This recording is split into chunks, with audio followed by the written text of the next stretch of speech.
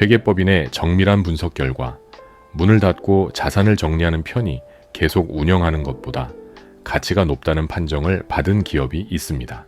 기업을 유지할 명분이 사라지자 존속 여부를 두고 심각한 고민에 빠진 기업, 바로 홈플러스의 이야기입니다. 공식 매각 절차가 시작됐지만 국내 대형 유통그룹들은 한결같이 참여 의사를 밝히지 않았습니다. 인수 후보군이 급격히 줄어들면서 실질적으로 기업을 살릴 주체를 찾기 어려운 상황이 연출됐습니다. 이러한 위기는 단순히 한 회사만의 문제가 아니라 그 주변을 둘러싼 수많은 이해관계자에게 파급됐습니다. 협력사들은 대금 회수 불안에 시달렸고 지역 상권은 침체의 그림자가 드리워지기 시작했습니다. 종업원들은 일자리를 잃을까 두려움 속에서 하루하루를 보냈고 지역사회는 경제적 타격을 우려했습니다. 노동조합과 시민단체는 공동 성명을 발표하며 사회적 책임을 다하지 않은 자본의 행태를 강력히 비판했습니다. 특히 사모펀드 중심의 경영 방식이 장기적 성장보다 단기 수익에만 집중한다는 점이 논란의 중심이 됐습니다. 결국 이 사례는 금융자본 주도 경영이 기업의 실질, 경쟁력을 얼마나 빠르게 잠식할 수 있는지 보여주는 전형이 됐습니다. 영국에 본사를 둔 모기업은 회계 장부 조작 의혹으로 국제적 조사를 받으며 심각한 경영난에 직면했습니다. 해외 본사는 자금 압박을 벗어나기 위해 상대적으로 안정적인 한국 자회사를 매각하기로 결정했습니다. 한국 시장에서는 업계 선두 그룹들이 유력 인수 후보로 거론됐지만 정부는 시장 독과점 우려를 이유로 제동을 걸었습니다. 공정거래위원회의 규제가 본격화되면서 기존 대형 유통업체들은 인수 절차에서 잇따라 손을 뗐습니다. 이런 공백 속에서 유통산업 경험이 전무한 사모펀드 컨소시엄이 새로운 인수 후보로 떠올랐습니다. 사모펀드는 자체 자본보다는 금융기관으로부터 대규모 대출을 일으켜 인수자금을 조달하는 방식을 선택했습니다. 이 과정에서 발생한 막대한 차입금은 기업 자체의 부채로 전가돼 재무구조가 급속도로 악화됐습니다. 부채 상환 압박이 커지자 경영진은 즉각 현금을 확보할 수 있는 자산 매각에 나섰습니다. 가장 먼저 매각된 것은 전국 주요 도심에 위치한 점포 부동산으로, 이는 기업의 핵심 자산이었습니다. 부동산을 매각한 뒤에는 동일 건물을 임차해 영업을 지속하는 세일 앤 리스백 구조가 적용됐습니다. 이로 인해 고정 임대료가 매달 발생하게 되면서 운영 비용 구조가 근본적으로 변화했습니다. 매출이 늘지 않는 상황에서 임대료와 이자 부담이 동시에 증가하자 수익성은 빠르게 무너졌습니다. 기업이 벌어들인 수익의 대부분은 금융비용 지급에 쓰이고 실제 사업 확장에 투입될 여력은 거의 남지 않았습니다.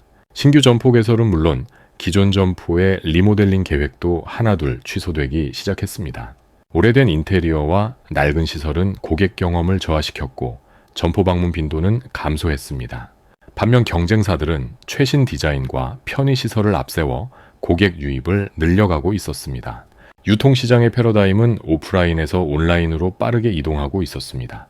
모바일 쇼핑과 새벽 배송 서비스가 대중화되면서 소비자들의 구매 패턴이 근본적으로 바뀌었습니다. 경쟁사들은 이미 몇 년 전부터 온라인 플랫폼 구축과 물류 인프라 확장에 대규모 투자를 단행했습니다. 디지털 전환을 선도한 기업들은 오프라인 매출 감소를 온라인으로 상쇄하며 성장세를 유지했습니다. 하지만 홈플러스는 현금 흐름 제약으로 인해 온라인 사업 확대에 필요한 투자 여력을 확보하지 못했습니다. 늦게나마 온라인 서비스를 시작했지만 이미 시장은 선발주자들이 장악한 상태였습니다. 배송 인프라는 경쟁사에 비해 현저히 뒤처졌고 상품 구색도 제한적이었습니다. 고객들은 더 빠르고 다양한 서비스를 제공하는 타 플랫폼으로 이탈했고 온라인 매출은 기대에 미치지 못했습니다. 현장에서는 새로운 시도를 멈추지 않았지만 구조적 한계는 쉽게 극복되지 않았습니다. 일부 점포에서는 식품 특화 매장이나 체험형 공간을 도입하며 차별화를 시도했습니다. 그러나 이러한 변화도 지속적인 재투자 없이는 일회성 이벤트에 그칠 수밖에 없었습니다. 경쟁사들은 데이터 분석 기반 맞춤형 마케팅과 자동화 시스템을 활용해 효율을 높여가고 있었습니다. 반면 홈플러스는 낡은 운영 방식에서 벗어나지 못하고 혁신 속도에서 뒤처졌습니다. 매년 반복되는 적자는 재무 건전성을 더욱 악화시켰고 신용도는 지속적으로 하락했습니다. 은행과 채권단은 추가 대출을 꺼리기 시작했고 유동성 확보는 점점 어려워졌습니다. 경영진은 또다시 자산 매각 카드를 꺼내 들었지만 이번에는 매수 희망자를 찾기조차 쉽지 않았습니다. 시장에서는 이미 홈플러스의 미래를 비관적으로 보는 시각이 지배적이었고 매각 조건도 까다로웠습니다. 협상은 길어졌고 기대했던 자산 매각 계획은 번번이 무산됐습니다. 운영 자금이 바닥나면서 일부 점포는 상품 재고 확보조차 어려운 상황에 내몰렸습니다. 협력사들은 대금 지급 지연을 이유로 납품을 중단하겠다고 통보했고 진열대는 비어가기 시작했습니다. 이러한 소식은 언론을 통해 빠르게 확산됐고 소비자 신뢰는 급격히 무너졌습니다. 결국 회사는 법원에 기업회생 절차 개시를 신청하며 공식적으로 위기 상황을 인정했습니다. 신용평가사들은 잇따라 등급을 하향 조정했고 투자 부적격 판정이 내려졌습니다. 금융시장에서는 홈플러스 관련 채권과 주식의 거래가 사실상 중단됐습니다. 협력사와 채권자들은 패닉 상태에 빠졌고 법적 대응을 준비하기 시작했습니다.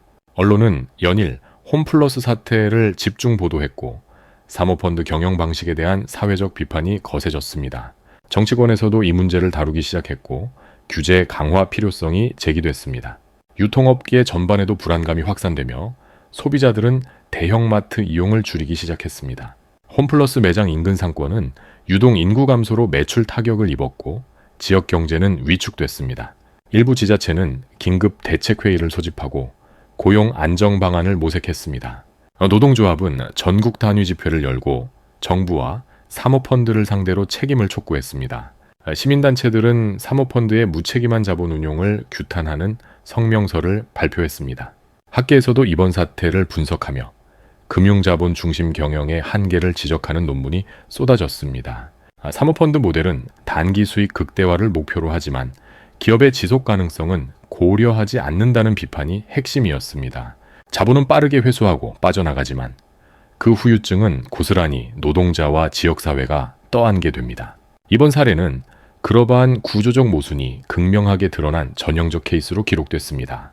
기업 인수 당시 사모펀드는 화려한 청사진을 제시하며 성장 가능성을 강조했습니다. 하지만 실제로는 부채를 떠안긴 뒤 자산을 쪼개 팔아 수익을 챙기는 방식이 반복됐습니다. 장기적 경쟁력 확보보다는 분기별 재무지표 개선에만 집중한 결과 내실은 텅 비어갔습니다. 투자 없이는 혁신이 불가능하고 혁신 없이는 시장에서 살아남을 수 없다는 것은 자명한 사실입니다. 그러나 사모펀드 구조에서는 현금 흐름 대부분이 외부로 빠져나가 내부 재투자 여력이 원천 차단됩니다. 이는 기업을 서서히 고사시키는 구조적 설계나 다름없었습니다. 홈플러스 직원들은 현장에서 변화를 체감하며 불안을 키워갔습니다. 매장 관리 예산은 삭감됐고 인력은 줄어들었으며 업무 강도는 높아졌습니다. 고객 서비스 품질이 저하되자 민원은 늘어났고 직원들의 사기는 떨어졌습니다. 우수 인력은 하나둘 회사를 떠났고 조직 내 노하우와 경험은 사라져갔습니다. 남은 직원들은 불확실한 미래 속에서 버티고 있었지만 희망을 찾기 어려웠습니다. 회생 절차가 시작된 후에도 명확한 해법은 제시되지 않았습니다. 법원이 지정한 관리인은 재무구조 조정과 채권 조정에 착수했지만 근본 문제는 여전했습니다. 유통망이 붕괴 직전까지 간 상황에서 단기간에 신뢰를 회복하는 것은 사실상 불가능했습니다. 일부 점포는 폐쇄 수순을 밟았고 나머지 매장도 영업 지속 여부가 불투명했습니다. 인수 희망자를 다시 찾기 위한 공개 입찰이 진행됐지만 반응은 미미했습니다.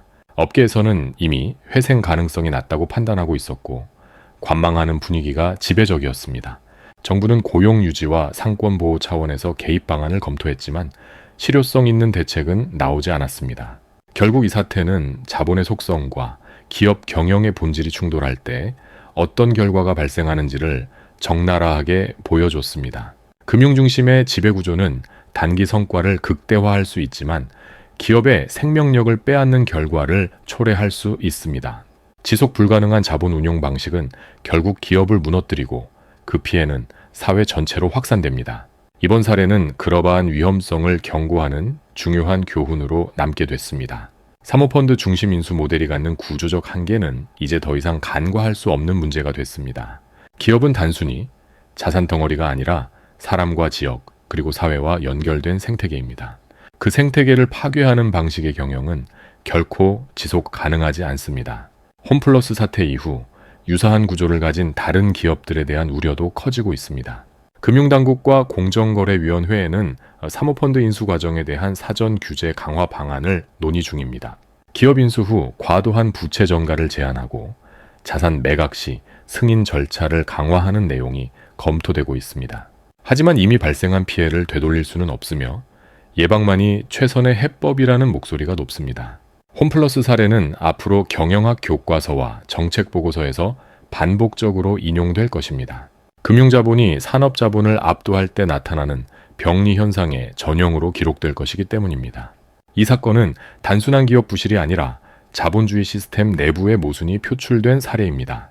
기업의 가치는 재무제표 숫자로만 측정될 수 없으며 사회적 역할과 책임도 함께 고려돼야 합니다. 수익성만 강조하는 경영은 결국 신뢰를 잃고 시장에서 도태될 수밖에 없습니다. 홈플러스는 한때 국내 유통시장의 주역이었지만 이제는 몰락의 상징이 되고 말았습니다. 그 과정에서 수많은 사람이 고통받았고 그 상처는 쉽게 아물지 않을 것입니다. 이 사태는 우리 사회가 자본과 기업, 그리고 사람의 관계를 어떻게 재정립해야 하는지 묻고 있습니다. 지속 가능한 경영이란 무엇인지, 기업의 사회적 책임이란 무엇인지 근본적 질문을 던지고 있습니다. 그 질문에 대한 답을 찾지 못한다면 제3의 홈플러스 사태는 언제든 반복될 수 있습니다. 금융중심 경영의 위험성을 인식하고 제도적 장치를 마련하는 것이 시급합니다. 기업 인수 시 재무 건전성 유지 의무를 법제화하고 과도한 자산 유출을 막는 장치가 필요합니다. 또한 노동자와 지역사회의 목소리가 경영 의사결정에 반영될 수 있는 구조도 고민해야 합니다. 자본의 자유로운 이동을 보장하되 그로 인한 사회적 비용을 최소화하는 균형점을 찾아야 합니다. 홈플러스 사태는 그러한 균형이 무너졌을 때 어떤 참사가 벌어지는지를 생생하게 보여준 사례입니다. 이제는 교훈을 넘어 실질적인 변화가 필요한 시점입니다. 기업은 투자자만의 것이 아니라 그 안에서 일하는 사람들과 함께 호흡하는 지역사회의 것이기도 합니다.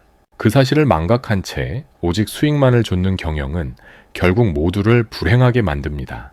홈플러스의 몰락은 한국 경제사에서 중요한 분기점으로 기억될 것입니다. 이 사건을 계기로 사모펀드 규제와 기업, 지배구조, 개선 논의가 본격화되고 있습니다. 변화의 물결은 이미 시작됐고 이제는 구체적 실행이 뒤따라야 할 때입니다. 기업의 내실을 키우고 장기적 관점에서 투자하며 사회적 책임을 다하는 경영 문화가 자리 잡아야 합니다. 그것이 홈플러스 사태가 남긴 가장 큰 교훈이자 우리가 나아가야 할 방향입니다. 금융자본과 산업자본이 조화를 이루고 기업과 사회가 함께 성장하는 모델을 만들어야 합니다. 그래야만 지속 가능한 경제 생태계가 구축되고 모두가 신뢰할 수 있는 시장 질서가 확립됩니다.